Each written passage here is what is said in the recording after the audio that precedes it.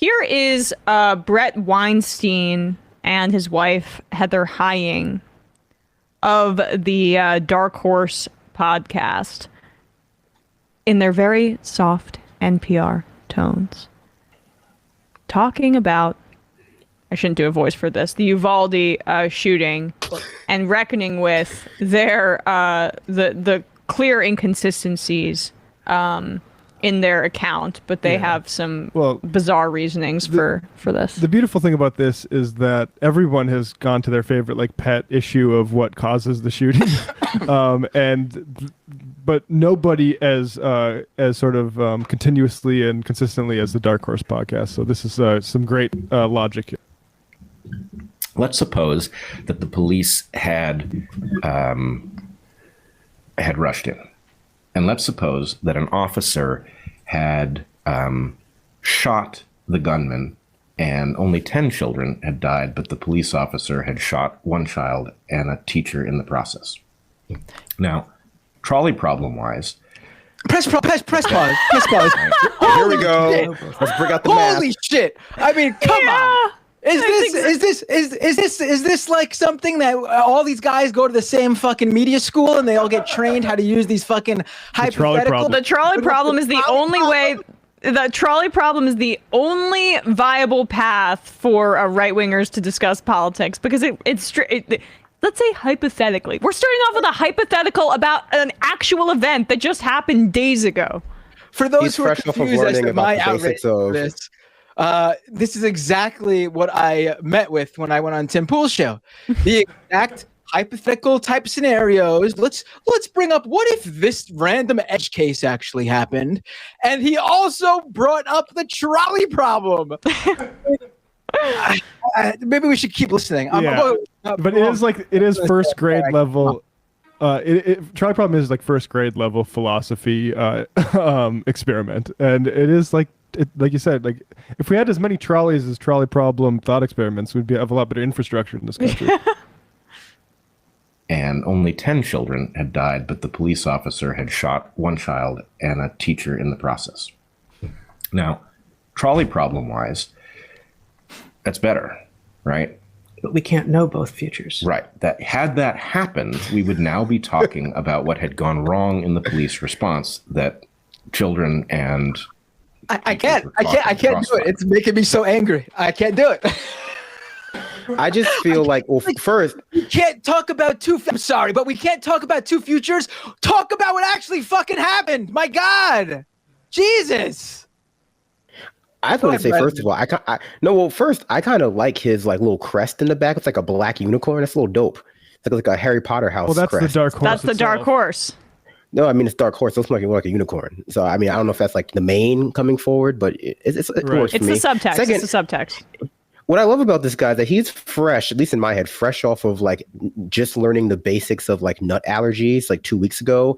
And now he's opining about like the cause of, expert level causes of gun violence in our society. It's very, I mean, telling, like I was saying before, about the ability for like far right content creators to just like pivot from knowing nothing about one thing to knowing nothing about another topic. But we've like, I see why Matt's frustrated. We've moved past the point in which we're talking about like individual instances of like a good guy with a gun stopping a bad guy with a gun as being like the reason why we have to keep them. Now we're moving to like hypotheticals, hypotheticals where like, what happens if instead of the, a shooter raiding the school, it was like a demon and the police were the only ones who had like the proper ability to exercise this demon. It's anything could happen. But you guys should be fair. They do get into some concrete things that they blame for the shooting. It's not just trolley problem, even though they have to mention it by contract because they are I'm gonna be quiet now. I think I'm suffering from like PTSD, honestly. Yeah, that's why I freaked out. Right. You had some sort of mini stroke, and we're gonna power through it and watch the rest of Bret Weinstein. I'll hold back. This clip is just heating up. Children and teachers were caught in the crossfire. In some quarters, that policeman would now be being called a murderer. Something. What if the police officer was white and the teacher was Hispanic? Right? What added situation what added spin is this going to add to the fury over what went wrong in Uvalde, right? So the explicitly racialized context in which we are expected to engage all of— I should just say that YouTube user bad stats put this clip together. And by the way, no one's doing this. No one on the left is racializing anything about the police officer, nor the race of the teacher. Nobody's doing that. Oh, yeah. Yeah. I'm going to start, though. What if the police officer was Van Helsing and the teacher was a vampire? Like what? What? There are a lot of ways this could go, if we're just making fan fiction. Is this the Transylvania problem? This is like I'm thinking more like Hugh Jackman, Van Helsing from the movie, but what could be anything. Yeah, what if the police officer was Edward and the teacher was Jacob? I mean, who knows? The narrative is obviously. I just rewatched Twilight for Robert Pattinson's birthday. It's real boring. Hashtag Team Edward. Not the part where they run up the hill. Well, that part's great. Baseball game's fun. I forgot how there's no backing music in the whole movie. So it makes me feel like I'm going crazy. They'll just be staring at each other. There's not even a romantic movie playing in the back. It's just dead silence. Yeah. It's very jarring. Anyways, back to this other romance here. We got a little bit more. Yeah, I mean they look long in each other's eyes. They have the kind of storybook romance that fan fiction would be repulsed by. Okay, keep going. Of our fellow human beings, as brought to us by, frankly, charlatans like Ibram Kendi and Rodney D'Angelo, with their best-selling books that have told us that if we don't focus on race at all times, we are ourselves actively being racist by doing so, when in fact it's exactly the opposite, has created a world in which how could you not hesitate if you are about to go in and try to help someone and there's a possibility that you're trying to help might not be perfect, and you then might be accused of doing exactly the harm that you are absolutely opposed to in the world. This environment, of course. Okay. So just that clip there. I mean, I think there's plenty to criticize about D'Angelo and Kendi's work, especially the later stuff out and how it's basically been corporate diversity training sort of stuff. Particularly D'Angelo. There's certain limitations with that. But particularly with D'Angelo, there is no better exponent of the white fragility hypothesis than these guys right now saying how could you do your job in saving kids when someone might say you're racist later? That is you're just what D'Angelo was describing, actually. Yeah, it's such a leap that they're making, right?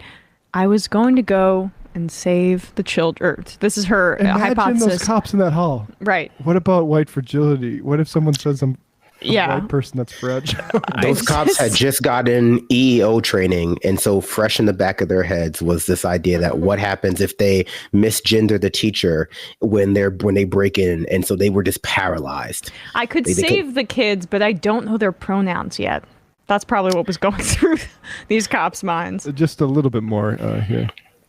Environment, of course, we're losing police right and left. Not only are police departments being in some cases defunded, although behind the scenes, not this, is coming back not this them. one. But many of the best cops either did not apply. The future best cops went not going into that field, or retired early, or yep, I'm out of here. Or were driven out by mandates. And so the point is we've driven by vaccine mandates. All kinds of things to reduce the effectiveness of our police. And the number one killer of police officers, COVID vaccine for the COVID. Yeah. The best. So they're being driven out by. What the hell is that? Have you guys ever seen that viral clip of a bunch of 8-year-olds fighting on a schoolyard, and one of the kids says to the bullies, "Hey, you're disrespecting a future military officer of the U.S. Army," and it's what? That's not disrespecting a future what? It's that's what they just said, and these are adults, not 8-year-olds. These are, how old are they? 50, 60 years old. My God. Yeah, it's future cops. The defund really had. If you clicked on this video, then Sorry, I'm looking for the video about the kid saying you're disrespecting a future army soldier, but I can't. Yeah, the defund movement had a really quick chilling effect, like a Frozone type from The Incredibles chilling effect on the police officers' efficacy, because already within just a few years, all of the effective cops have been driven out by defund and vaccine mandates, and now they don't want to do their jobs. I mean, I think the reality is that the far right, and, just people who are pro-cop in general, which I would describe as being far right, but they have to have an excuse every time the cops are shown to be, participating in behavior, especially patterns of behavior that are radically different than what most people who, quote unquote, support the police think that they're there for. Because otherwise, we saw this 2 years. Oh no, we lost Brand. Oh. I just dropped. I just dropped the link to that clip, by the way, in the chat. Oh no, you're back. We lost you for a split second. Oh, sorry. Yeah, just rewind and say it again. No, I was going to say, there has to be an excuse for people who generally support the police when they're being exposed for the first time to what the police are really about, for why what the police actually do is so radically different than what in their heads they think police do, from watching Law and Order or Cops or Blue Bloods, whatever cop propaganda show that they have on television, on TNT, all day marathons on the weekend. Because most people's opinion of cop doesn't come from one-to-one personal interactions. We've seen that once people do have those personal interactions with police officers, they usually come away with the belief that they're either bad or incompetent. So there just has to be not just for far right media, but any kind of centrist media, and always an excuse for why this institution, like many of our institutions, is failing to live up to the expectations of the public. It's easy for the left to explain because that's just not what they're for. They're not for to protect young minority children or young children at all from random acts of gun violence. They're just there to protect property.